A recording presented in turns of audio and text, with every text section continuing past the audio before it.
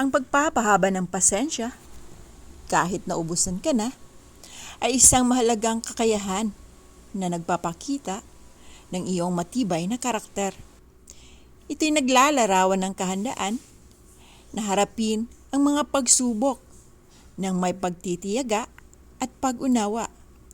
Sa mga oras ng pangangailangan, ang pagpapakita ng pasensya ay maaaring maging daan upang mapagtagumpayan ang mga hamon ng buhay at mapanatiling maayos ang ugnayan sa ibang tao.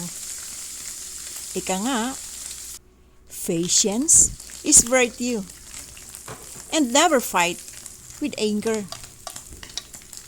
Kapag meron ka sa mga nabanggit na mga kawikaan, masasabi mong, "Thanks God, nalalagpasan ko ang mga hamon ni Lucifer."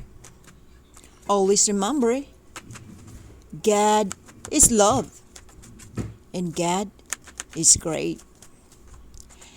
Thank you for watching this video, and also don't forget to like, comment, and share.